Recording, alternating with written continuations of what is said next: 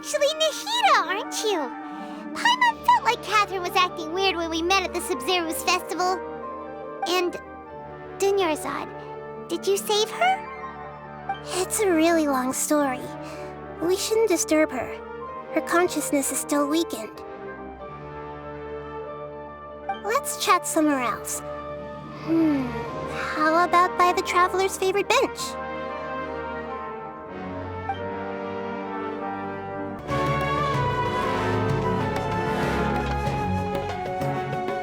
Let's talk about Dunyarzad first. It's such a relief that she's all right. After we parted on the last day of the Sub-Zero's festival, I left the city and saw what the Traveler had described. Among the countless dreams, I found one that was growing fainter and fainter. This proved my suspicion. Once Dunyarzad could no longer bear the Akasha harvesting her dreams, her consciousness began to dissipate. But this also meant it escaped the Akasha's control. Such a small fragment of consciousness can't last for very long, though. It will return to its original dream, where both will gradually fade until they completely disappear. I used all the power I had to keep her dying dream alive as long as possible, but it still wouldn't have lasted for much longer if it hadn't been for you two breaking the samsara. So it looks like we did manage to save Dunyarzad in the end, and not a moment too soon. Huh? Why are you two smiling so happily?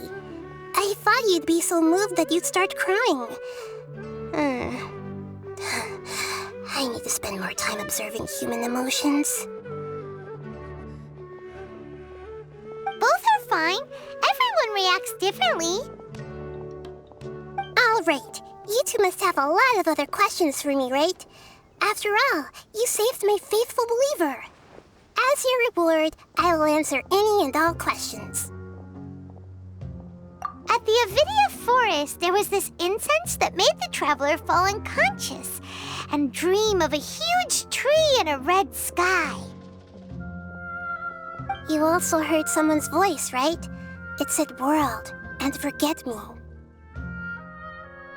Yeah, so you do know! We've been wanting to ask you what that was about, and if the red sky was related to Conria. It seems like the Traveler established a connection to Irminsul. That was a message left by Greater Lord Rukkhadevata's residual consciousness in Irminsul. Perhaps her last memory before she died. As you two probably know, Greater Lord Rukkhadevata disappeared after the disaster in Conria. The timings of these events do line up, so your suspicions are reasonable. A message from Greater Lord Rukkhadevata? We thought it was from King Deshret. King Deshret? That god who died even longer ago? Some present-day desert dwellers still worship him. You probably just heard some of their conspiracies. Okay, so what does the message mean?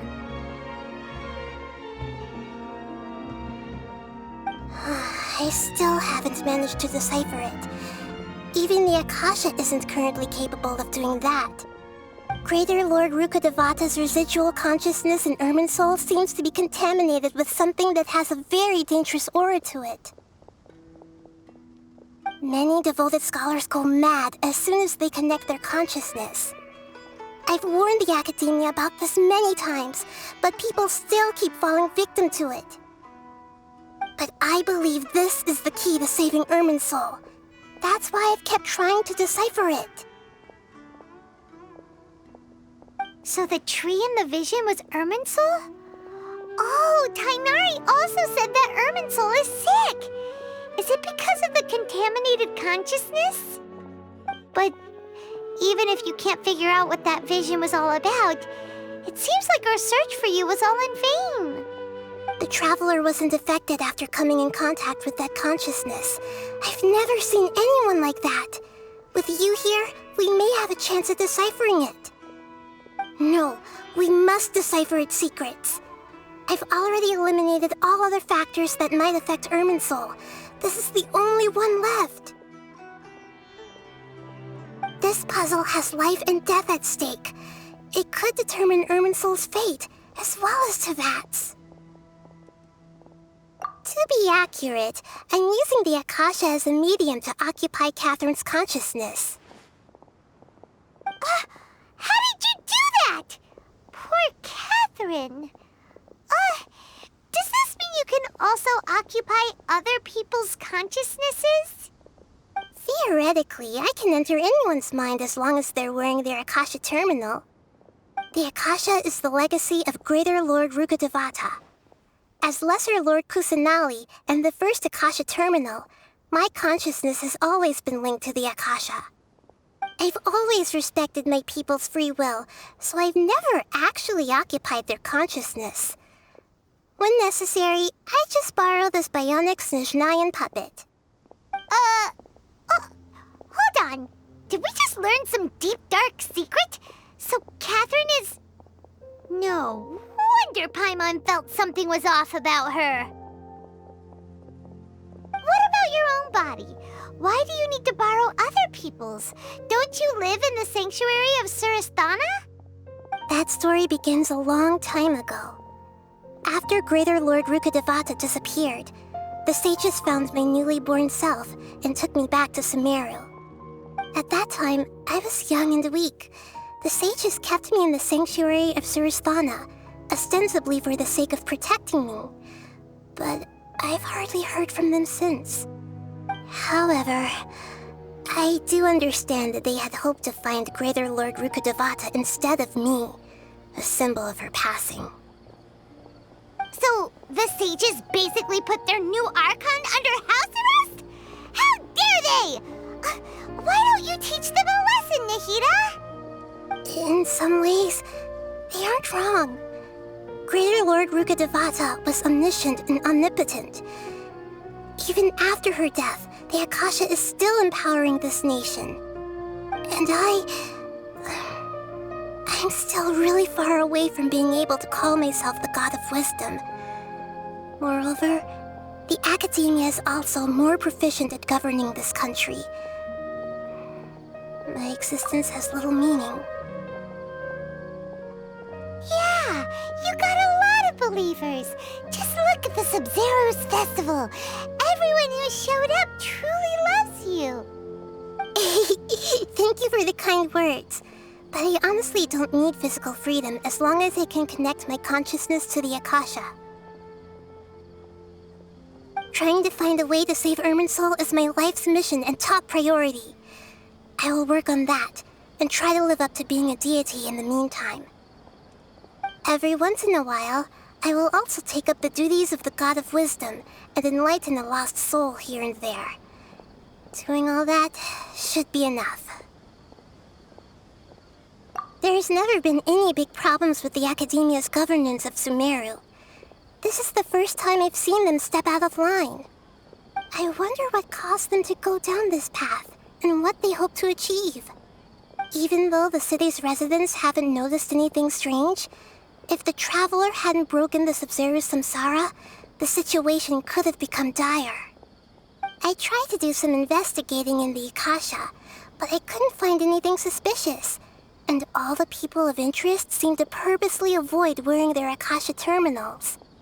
I think they're deliberately trying to hide something. Oh, that reminds Paimon. In Gandharvaville, there was a sage who had invited Tainari to join some kind of project. Could it be related? Regardless, I need to first investigate the sage's motives, make things right, and punish them if needed. But I'll have to be discreet, or they'll see me coming.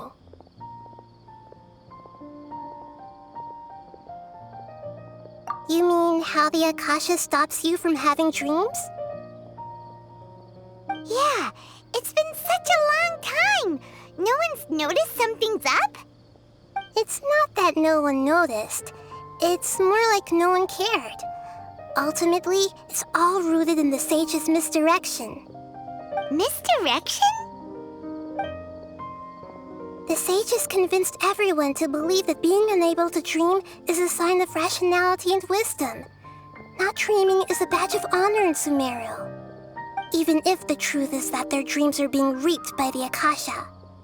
With their propaganda in place, the sages can maximize their use of the Akasha to facilitate their research.